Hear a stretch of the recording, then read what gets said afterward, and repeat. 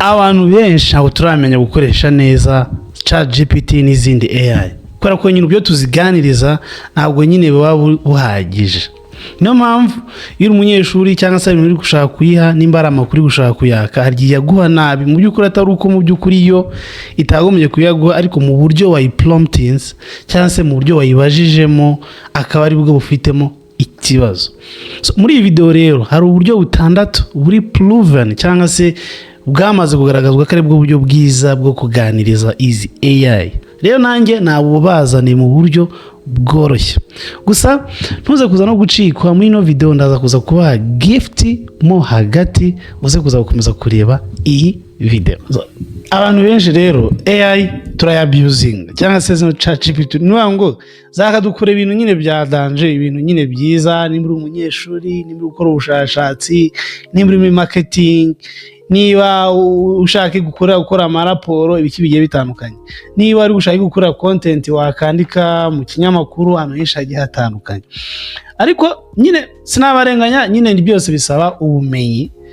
Ariko abenshi nyine turabyabusing, hari uburyo nyine tutagira ute, hari uburyo tutayibyazamo umusaruro. Niyo mpamvu uyu munsi ngiye kubafasha uburyo butandatu. Uburyo ni uburyo buri based nyine babwo rakoze ubushakashatsi, ibintu negeranyije nabikuye kuri raporo yatanzwe na Google, raporo yatanzwe na ChatGPT, nyine nagerageje kugira ngo mbafashe mu buryo bworoshye. Rero ni uburyo butandatu, ntabwo ushobora kubukoreshereza rimwe, ariko hari n'igihe nyine ushobora gukoresha bumwe cyangwa bubiri bitewe n'ikintu ugiye gukora, ariko nibuze ubu ni ubumenyi cyane mukwiye kugira.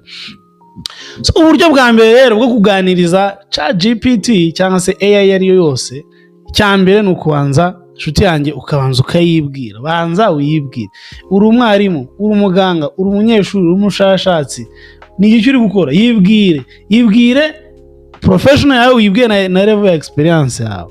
Niba uri kuri PhD yibwiye kuri PhD, niba uri kuri ukirangiza secondaire yibwiye ko nyine uri high school graduate. Yisobanurira kuko ibingi uko yisobanurira urimo uragenda uyibwira level y'ukuntu igomba kuza kugubwiramo ibintu. Rero hano nagerageje gutanga uburyo butatu kuri buri ngingo. Hari umuntu uyibwira nabi, bad prompt. Nk'urugero kambaye nk'urugero, uyibwiye ngo help me write email, ubundi ubwiye ngo help me write email, iragera nyine kwandikira email iri vague yari rahonga, ntabwo izi uri kwandikira ninde, irandikira nde, ari abantu nyabakuru ibi bintu ntabwo ari byo. Hari n'abandi bantu bagerageza good prompts, so yarangiza akayibwira ati wenda I run an online business, help me write marketing email. At least yagerageje, harimo online business yego, so marketing email yes. Aho ntabwo nyine uburagira ute, ntabwo urayisobanurira neza cyane. Noneho umuntu uri smart, umuntu uri excellent, dore uburyo ashobora kugira ute kuyibwiramo, dore prompt ishingiye kuyibwira uburyo yabimeze. Nk'urugero, you are chatting with digital marketing beginner, utangiye kuyibwira in Rwanda, wo mu Rwanda, who sell skincare products online. Urumva utangiye kuyibwira kweri, uri mu digital marketer, uri mu Rwanda, ukora skincare products. No ugiye kwita kwibwira ati no I want to write email marketing that convert more customers. Umva kugerageje kugira ute kuyisobanura, wanje urute urayibwira.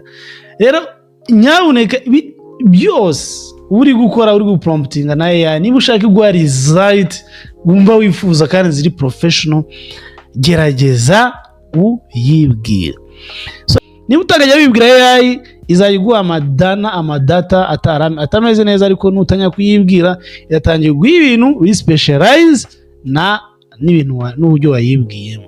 Ubundi buryo bwa kabiri ni give context cyangwa se background. Yibwire ibintu uri gukora, uri kwikora mu mujyo wuhe.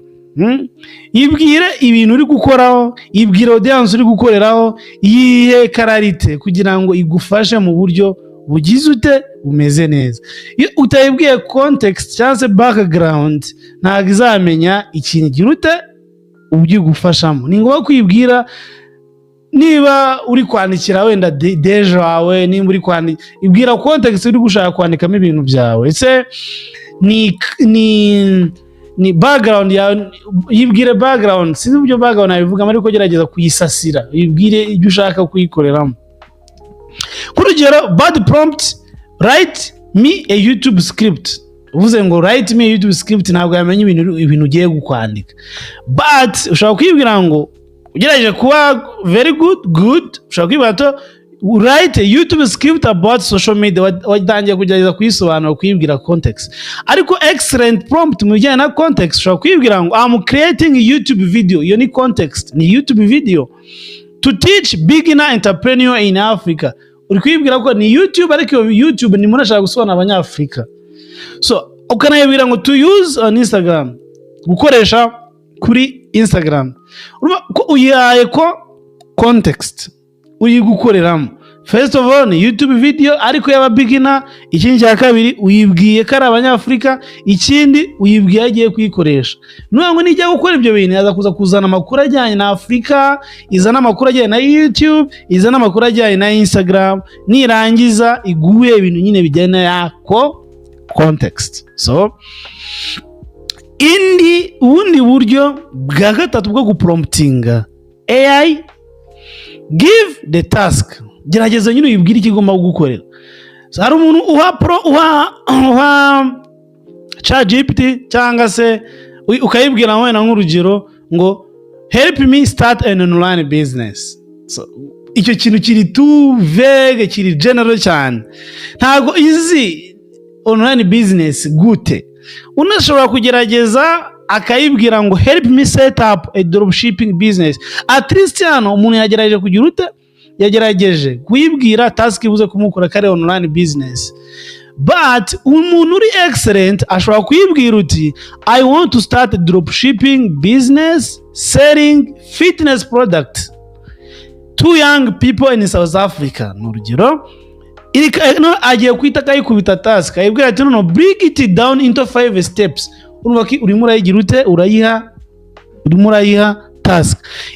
Pick a niche, finding supplier, setting up online store, creating simple marketing plan, launching with Facebook ads. Urimo kwiha task iri clear. Rero nawe rero niba ushaka izayigufasha, ni byiza kuzajya uyiha task mu buryo buri clear and specific.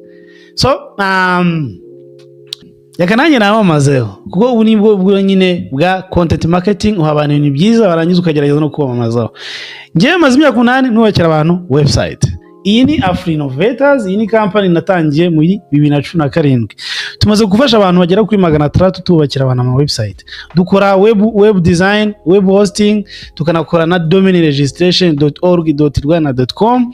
Ubikeneye ibintu waza tukabiguha. Ikindi cya kabiri twubaka ama website, twubakira ama NGO, corporate business, n'abandi bantu mufikeneye ama website turabafasha. Twubaka n'ama application ya telefone, twubaka n'ama system ya uyikeneye. Nyaboneka ngwino muri experience y'imyaka 8 tugufashe kujya online.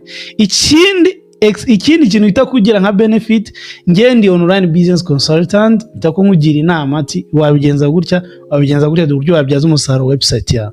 Ikindi ku bantu mufite ama website yanyu atari gukora neza, ubungu twazanye service bita web administration, aho tugufasha website yawe tukareba ikibazo ifite, tukagugira inama, twaranye tukayatugira ute, tugufasha kuyimanaginga kugitanya kubyazwamo umusaruro. Rero reba inimero iri muri description, unyandikire direct tuvugane ngufashe kujya online mu buryo bwafasha business yawe, NGO yawe, cyangwa se nawe ku giti cyawe n'ubukeneye website.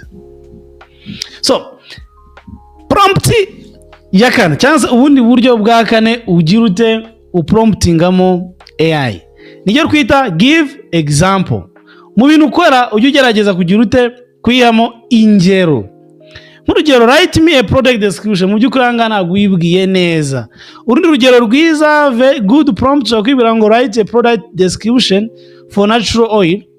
Yego urimo uragerageza, ariko ushaka kiguha ibisubizo byiza ushobora kuyihamo urugero nka gutya, kayibura ngo write a short description for sheer butter hair. Urumva kutangiye kwisobanurira example of my current style, urumva kuyisa kuyi urugero. urugero ni Grow Natural is your everyday hair care secret. 100 organic African made, smell amazing, real result, real shine. Now create a version like this but more fun with a strong call to action. Urumva ko hanga yashyizemo urugero, ugerageza kuyiha urugero. Nimba ufite na template, nimba ufite igitabo runaka, ibintu runaka bakuye mu gitabo ahantu runaka, ni byiza kwigira ute uyihamo urugero kugira ngo yibende kuri bya bintu. Nimba ari video ushaka ikwiganira, gerageza uyihe examples. Ushobora kuyiha reference sample, ushobora kuyiha ibintu wakoze kera past work, ushobora no kuyigira ute kuyibwira ama expectation uri gushaka. Ushobora kuyiha brand ati kora nk'ibi nka gutya, so amamaza nkuko gukoza mpa advert nkuko gubikora, ugenda uyiha examples ni ingenzi cyane.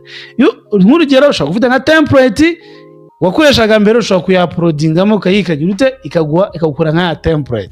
Ushobora kufite nka banner runaka ati fata iyi banner uyikore nk'uko nguko. Ushobora kufite igitabo research wenda nimba uri gukora ubushakashatsi ugafata ya research nziza yabaye approved ukayauploadingamo ikagukorera format cyangwa se research imeze nka ya yindi. So mbere yuko dukomeza na prompt ya gatanu, nkuko nabasezeranyije hari gift ngomba kubaha. Gift ngomba kubaha muri ko nacyo ni igitabo. Kino gitabo narakanditse ni page 17. Nzi ko hari abantu mukunda kwiga musoma akantu ushobora kuvanga muri video kuva ntabwo wakumvise. Iyi rero iyi ni ebook yose irangiye imeze neza, narayanditse nikora neza. Rero ndaza kuza kwishyira muri description, muraza kuza kwidownloadinga n'ubuntu, ntabwo nza kubishyuza. Muzajya mujya urebe wige usome. Ikoze mu buryo bwiza, ntabwo ibowarinze, ntabwo irimo ibitext byinshi cyane ku buryo nyine wavuga ngo izagira ute izakubowaringa. Nagakoze mu buryo nyine ndi gufasha aba Gen Z n'abantu nyine mutakikunda gusoma, ariko nyine at least ushobora kugera nyine ugatera akajisho ukareba uburyo bimeze. Uze kuza kudownloadinga iyi muri link muri description ndashyiramo link ni ubuntu, ariko ntabamenya basanga bene kera nzayishyuza, ariko uyu munsi ni ubuntu. Ubike no kunyandikira kuri WhatsApp tubi inshuti dutanye duconnecting. Boom. Technique ya gatanu ni set tone.